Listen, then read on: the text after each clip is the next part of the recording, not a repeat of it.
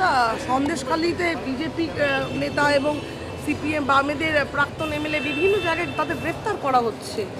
Police তো সেটাই করবে, কারণ শাহজাহানের পয়সায় তারা পালিত হয়, লালিত পালিত হয়।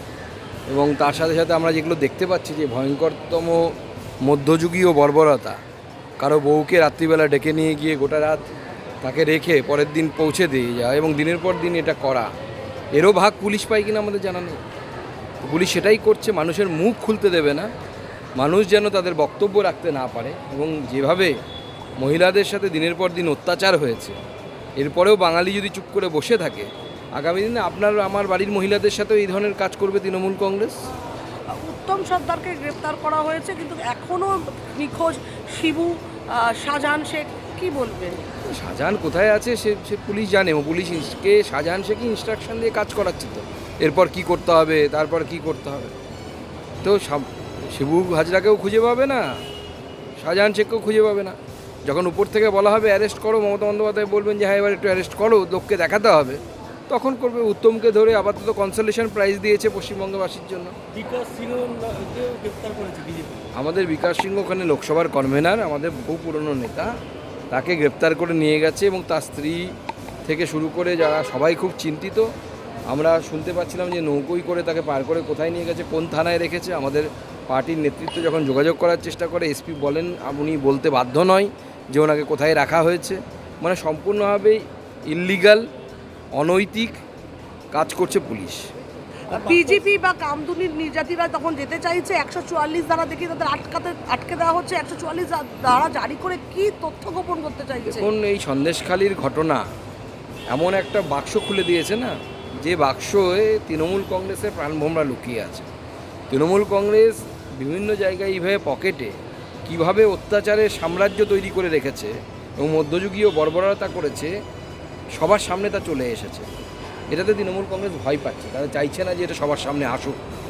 কীভাবে মহিলা মুখ্যমন্ত্রী থাকা অবস্থায় মহিলাদের উপর এই ধরনের অত্যাচার, পার্টির লোক এসে খুঁজে দেখে যাবে কার স্ত্রী সুন্দর, তারপরে তার স্ত্রীকে ডেকে পাঠানো হবে রাত্রিবেলা, না পাঠালে পরে তার স্বামীকে মারা হবে।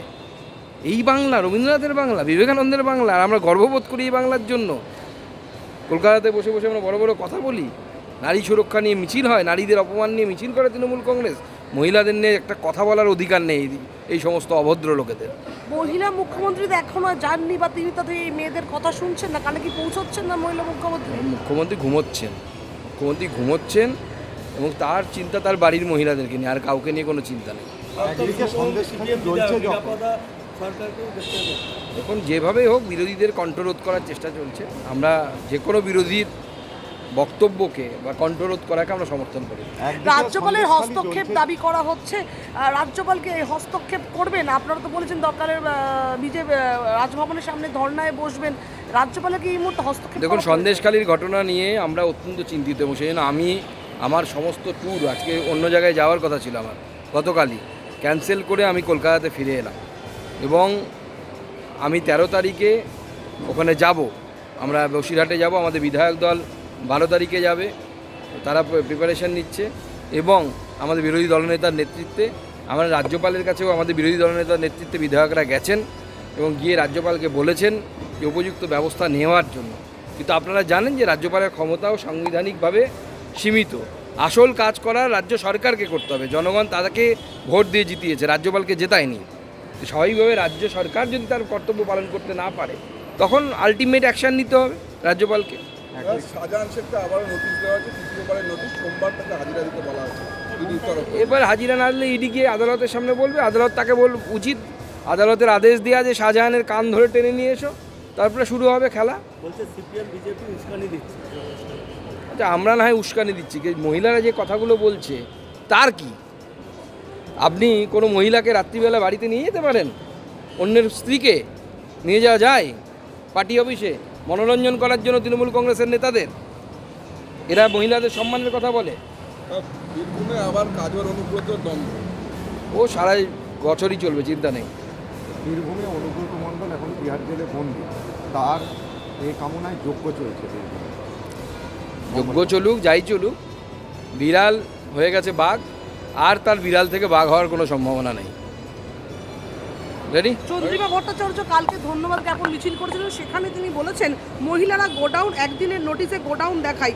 এই ধরনের মন্তব্য একজন মহিলা মন্ত্রী সে তো বোঝাই যাচ্ছে না মহিলাদেরকে কি চোখে দেখে। 1000 টাকা দাও, তৃণমূলের নেতাদের সাথে রাত কাটাও, এই অফার চলছে তো এখন। 1000 টাকা লক্ষ্মীর ভাণ্ডার আপনাকে দেবে, তৃণমূলের নেতাদের সাথে রাত কাটাতে হবে। এই তো চন্দ্রিমা ভট্টাচার্য আর তৃণমূল কংগ্রেসের মহিলাদের সম্পর্কে আইডিয়া। আচ্ছা, জ্ঞানবাপীতে পুজোর ইস্যু নিয়ে সিদ্দিকুল্লাহ চৌধুরী মিছিল করেছেন এবং তিনি বলেছেন যোগী যদি কলকাতায় আসেন তো তাকে ঘেরাও করে রাখা হবে, তাকে বেরোতে দেওয়া হবে না। সিদ্দিকুল্লাহর বাপের সম্পত্তি নাকি রাজ্যটা? চলো।